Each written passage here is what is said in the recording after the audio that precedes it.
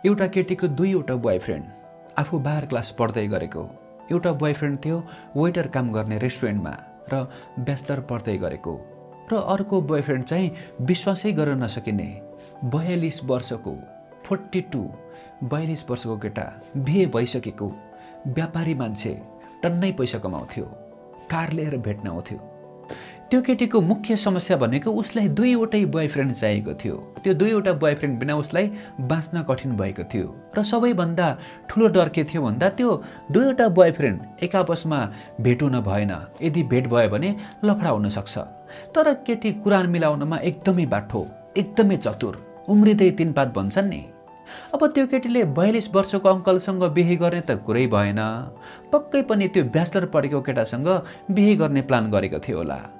एक दिन त्यो 42 वर्षको अङ्कलले 42 वर्षको बोयफ्रेन्डले त्यही रेस्टुरेन्टमा भेट्नु बोलायो, जुन रेस्टुरेन्टमा उसको अर्को बोयफ्रेन्डले काम गर्छ। अब समस्यामा पर्यो।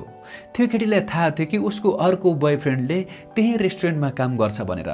उसलाई मनमा नै डर पनि लागेको छ, जाम भएको छ। तर पनि त्यो 42 वर्षको अङ्कललाई 42 वर्षको बोयफ्रेन्डलाई नाइ भन्न सक्ने अवस्था पनि थिएन। कारण किन होला आफै बुझ्नुहोस्। केटीलाई मनमा नै डर त लागेकै छ है, उसको मन पनि ढुकढुक भएकै छ। त्यही पनि उसलाई यो कुरामा कन्फिडेन्स छ कि म जसरी पनि कुरा मिलाउँछु। केटी कुरा मिलाउनमा एकदमै सिपालु, खर्राट, चिल्ली च्याट। त्यसपछि केटी मन ढुकढुक भए पनि रेस्टुरेन्टमा पुग्यो, र रेस्टुरेन्टमा जाने बित्तिकै त्यो 42 वर्षको अङ्कलको टेबल मुनिपट्टि हात मसार्दै फकाउँदै के भन्छ थाहा छ? सुन्नु न, मेरो एकजना कलेजको साथीले यहाँ काम गर्छ, यदि उसले अर्डर लिएर आयो भने म तपाईँलाई अङ्कल भनेर चिनाउँछु ल बेबी, नरिसाउनु। हुन्छ, के रिसाउनु पर्ने छ र? एकछिनको लागि अङ्कल बन्न के गाह्रो भएर? दिन में भैया रात में सैया। त्यसपछि अर्को बोयफ्रेन्ड अर्डर लिएर आउँदैछ, तर यतापट्टि केटीलाई भने अब कुनै पनि डर छैन, किनभने उसले सबै कुरा मिलाइसकेको छ। त्यसपछि आउने बित्तिकै के भन्छ केटीले? सन्चै हुनुहुन्छ? उहाँ चाहिँ मेरो अङ्कल, नमस्ते गर्नु। नमस्ते अङ्कल, सन्चै हुनुहुन्छ? अनि तिम्रो आफ्नै अङ्कल हो त? मेरो आफ्नै अङ्कल, आफ्नै बाबाको भाइ। किन अनुहार मिलेन? त्यसपछि केटालाई अलिअलि शङ्का लाग्न थाल्यो। यो केटीले मलाई केही न केही त झुट बोल्दैछ, उनीहरूको त्यो चर्ती कला, उनीहरूको त्यो व्यवहार हेर्दा केटालाई शङ्का लागेको थियो। त्यसपछि केटाले भन्यो, खै मलाई खासै विश्वास त लागेन, अनुहार पनि मिल्दैन भनेर केटा अलिकति रिसाउँदै गयो त्यहाँदेखि। अब भने केटीलाई मनमा नै डर लाग्न थाल्यो। ला के गर्ने होला? उसले त शङ्का गर्यो, कसरी सम्झाउने होला? यदि उसले विश्वास गरेन भने? ला यत्तिकैमा कुरकुरे खाजा खाऊ, किन टोलाएर बसेको? के किन डराउनु पर्ने? आफ्नो कलेजको साथीले शङ्का गर्दा पनि डराउनु पर्छ? के किन आफ्नै बोयफ्रेन्डले शङ्का गरेको जस्तो? केटी झसङ्ग भइन्। हे बेबी नरिसाउनु न, नजिस्किनु न। तर त्यो केटीले त्यो वेटर बोयफ्रेन्डलाई भने साँच्चीकै मनदेखि नै मन पराउँथ्यो।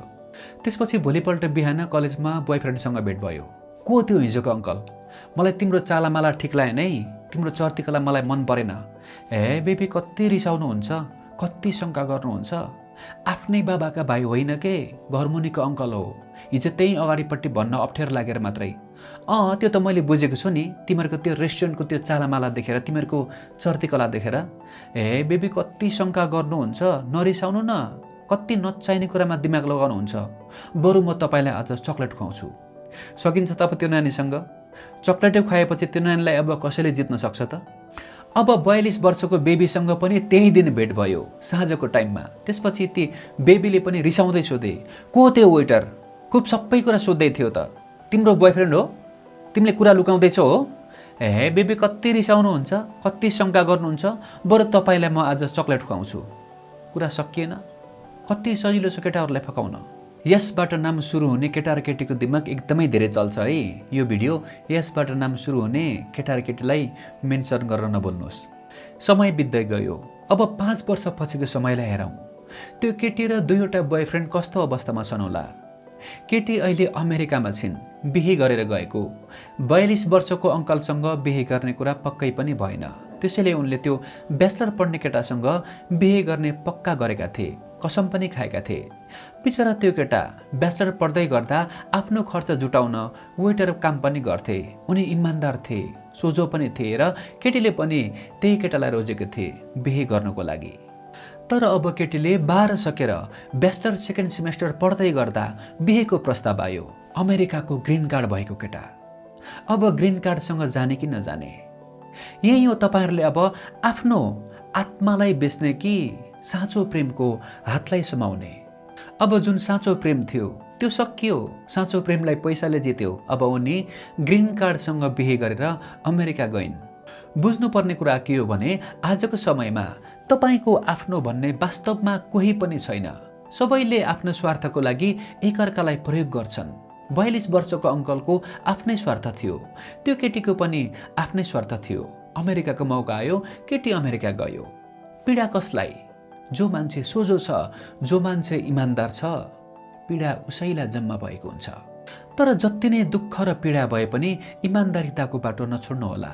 जो मान्छेले तपाईँलाई अप्ठ्यारो पर्दा, दुःख पर्दा सहायता गरेको थियो त्यो मान्छेलाई कहिले पनि धोका नदिनुहोला। समय जति नै आधुनिक बन्दै गए पनि सत्यको बाटो कहिले पनि नछोड्नुहोला, किनभने एक दिन हामीले यो संसार पनि छोडेर जानै पर्छ।